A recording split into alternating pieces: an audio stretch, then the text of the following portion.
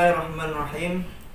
Assalamualaikum warahmatullahi wabarakatuh. Pertanyaan yang selanjutnya ialah bagi orang dalam perjalanan, semisal ke Raas, ke Madura, atau ke luar Bali lah intinya, dia memang seorang yang sering mabuk di perjalanan, mabuk transportasi, tapi memaksa untuk berpuasa.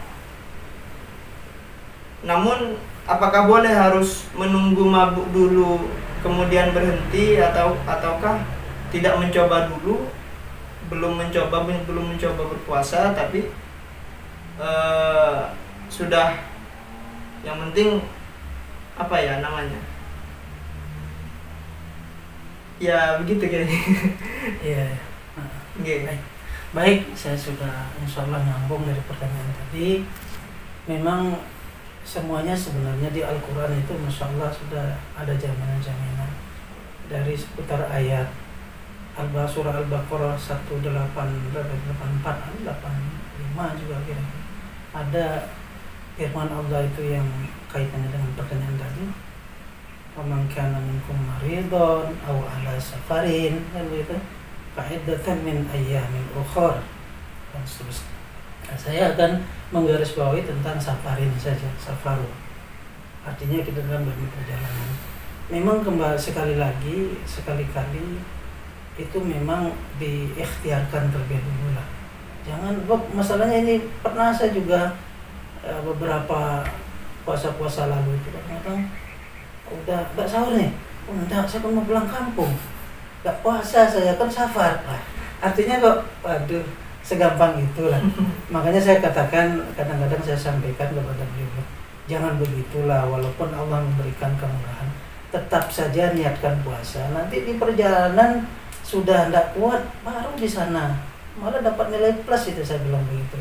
Kaitan dengan omongan saya seperti ini, kembali lagi kepada ayat Al-Quran ini, penghujung Al-Baqarah di ayat tidak salah 184 atau 185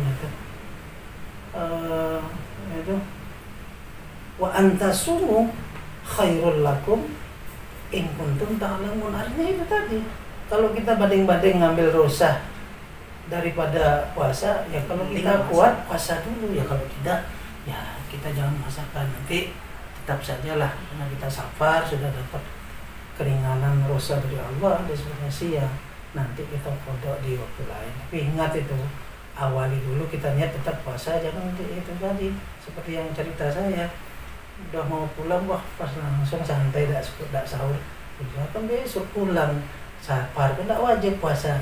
Tidak seperti itu ya. Tidak artinya semesra itu artinya jawaban. Jadi lebih bagus tetap kita wajib berikhtiar.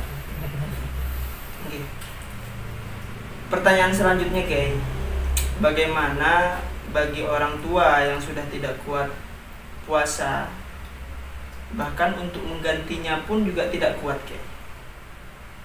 sudah tidak kuat menggantinya, dan barangkali beliau itu miskin begitu, tidak bisa membayar fidyah pun juga tidak bisa. Jalan keluarnya bagaimana?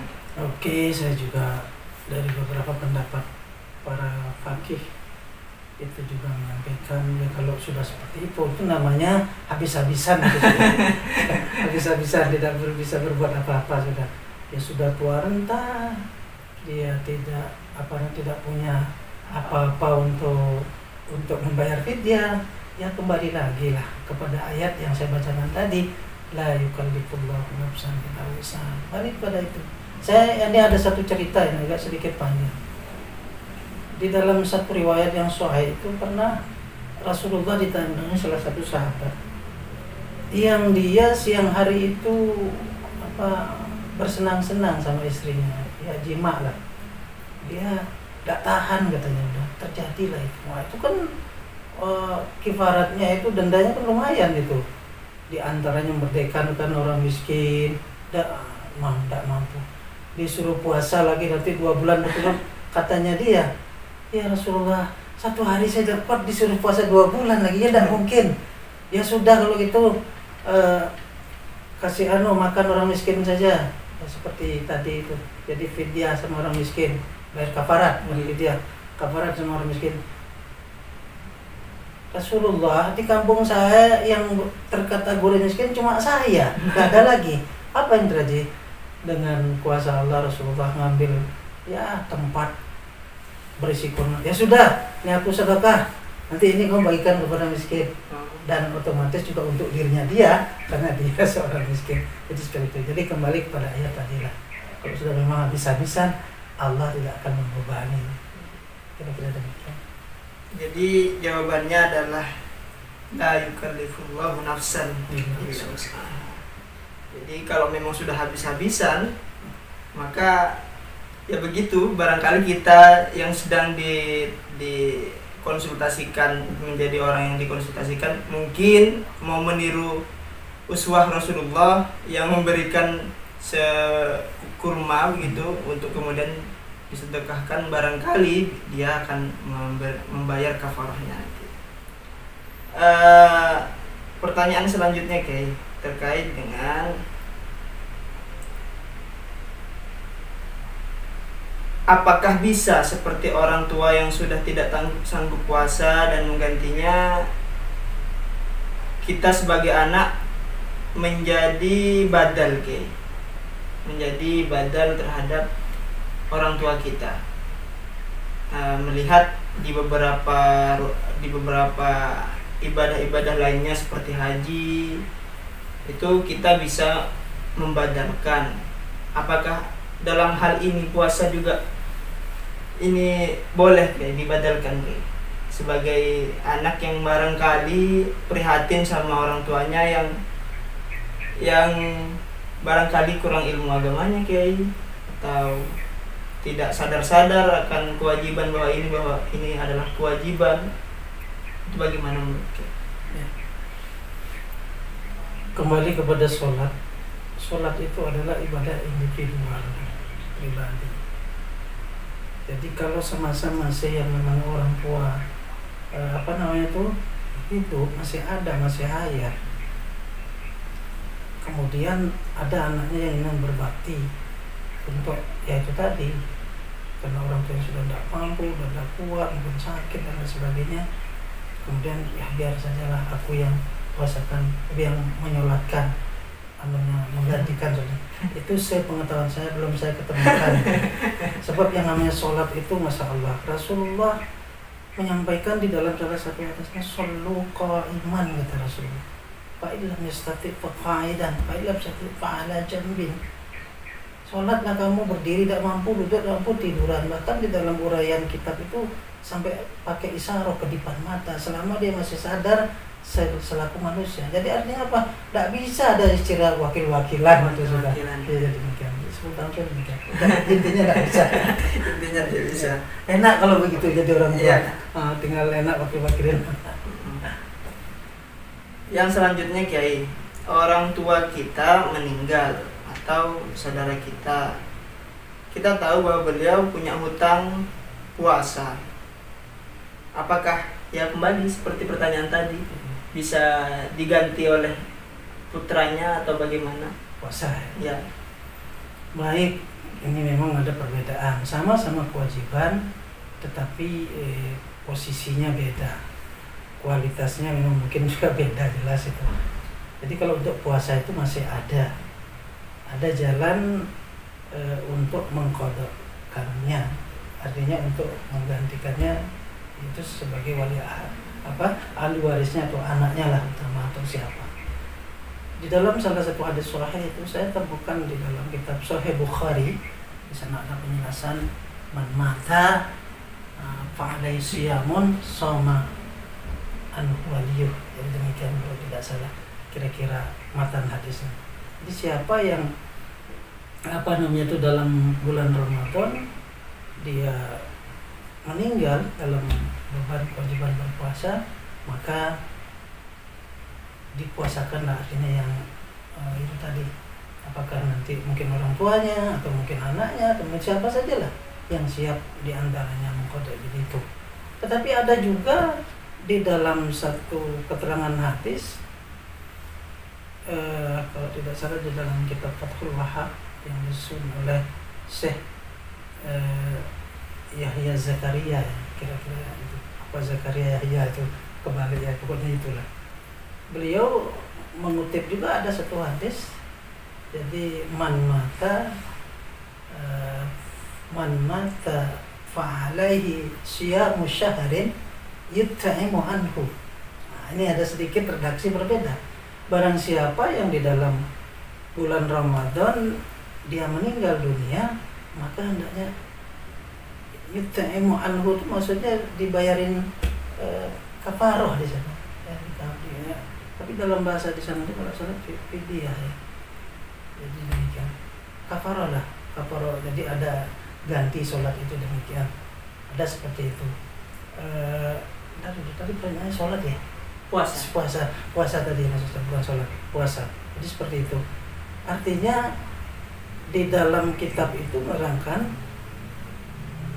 bisa yang meninggalkan puasa itu tidak digantikan puasa, tapi dibayarkan itu tadi apa namanya tuh memberikan makan kepada orang miskin itu tadi ya, satu harinya biasanya 1 mud lah orang Imam Syafi'i. Tetapi yang pertama tadi tetap wajib mengkodokkan puasa. Jadi seolah-olah kita ada 2 alternatif kan demikian.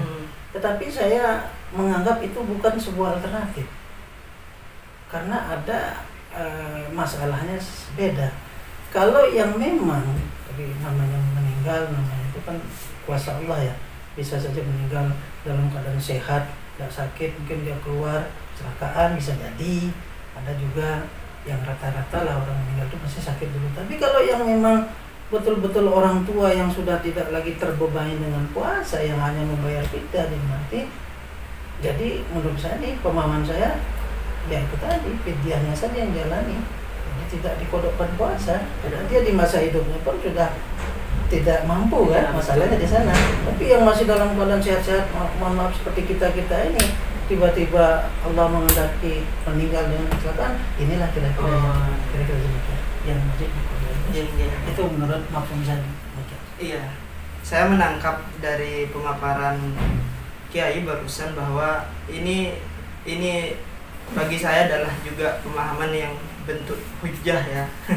Bentuk hujjah bagi saya pribadi dan mungkin pemirsa di rumah. Jalan keluarnya adalah ketika ada 2 perbedaan pendapat ini, kita harus melihat pada segi kemampuan fulannya atau orang yang tadi meninggal, apa itu sudah tua renta atau masih sebenarnya masih kuat-kuat saja, segar bugar begitu. Nanti ketika kita sudah ketemu di situnya, maka sang ahli waris ini tinggal menentukan apa akan mengkodok secara puasa atau membayar fidyah itu. Begitu nggih ya. Kira-kira demikian. Terima kasih waktunya Kiai yang sangat singkat ini. Terpaksa kita harus mencukupkan, dan semoga banyak manfaatnya bagi pemirsa di rumah terkait dengan persoalan-persoalan yang dihadapi selama melakukan ibadah puasa di bulan suci Ramadan ini. Mudah-mudahan kita semua mendapatkan barokah dari ilmu yang disampaikan oleh Kiai. Semoga manfaat untuk pemirsa di rumah. Barangkali ada closing statement Kiai, Mas Anu dari panjenengan. Baik, terima kasih para pemirsa semua, para pendengar, kaum muslimin muslimat, shaimin dan shaimat yang dimuliakan Allah saya hormati, khususnya Pak Ustaz Imam Wahyudi PTI beserta grupnya. Saya juga mengucapkan banyak terima kasih dapat kesempatan untuk sedikit mentransfer ya ilmu-ilmu dari guru, yang mudah-mudahan yang saya sampaikan itu benar adanya sesuai dengan dari guru saya, dan saya tidak mengada-ada. Saya mengharap kepada para shaimin dan shaimat sekalian, mari kita di dalam melakukan ibadah siam yang 1 tahun cuma 1 bulan saja, bisa itu jadi 29 hari atau 30 genap, maka kita selalu betul-betul berhati-hati dari awal start kita melakukan siam dan tulu'ul fajar, mulai terbit fajar subuh sampai ghurub syams sampai masuk waktu maghrib. Kita tidak hanya saja menjaga tidak makan, tidak minum, tidak berkumpul kepada istri yang sudah berkeluarga atau sebaliknya kepada suami, tapi kita juga harus betul-betul menjaga kalam kita, ucapan kita, lisan kita, sebab ini akan menjadi penyebab hilangnya ujroh pahala-pahala yang akan Allah berikan kepada kita. Bahkan di bulan Ramadan ini, yaitu ujroh kita itu mudha'afan ya, mudha'afa, jadi dilipat gandakan, jadi itu istilahnya. Karena itu jangan sampai kita kena sasaran sabda Rasulullah, "Famin sa'im laisa lahu min siyami illal 'atas wal ju'." Banyak orang berpuasa kata Rasulullah tapi cuma dapat haus dan lapar saja. Jadi istilahnya orang Bali itu sing ada pede itu. Jangan seperti itulah. Jadi kita harapkan betul-betul sampai kita nahan lapar dan haus dan tidak berkumpul sama istri suami. Mari kita jaga ucapan kita. Intinya ketika rasanya bermanfaat, berbicaralah, berkatalah, jangan diam. Tetapi sebaliknya jika itu akan artinya memberikan tidak baik, mudarat kepada orang lain, bahkan pada diri sendiri, lebih bagus diam. Hal ini juga Rasulullah tegaskan, "Man kana yu'minu billahi wal yawmil akhir fal yaqul khairan aw liyasmut." Kalau kita masih eksis keyakinan kita kepada Allah dan hari kiamat, maka bertutur katalah yang baik-baik saja. Jika tidak, maka cukup diam. Tapi kalau sudah bosan diam ingin bicara, ambil saja wudhu, ambil Al-Quran, maka berbicaralah kepada Allah Subhanahu wa Ta'ala. Itu lebih bagus. Kiranya itu saja.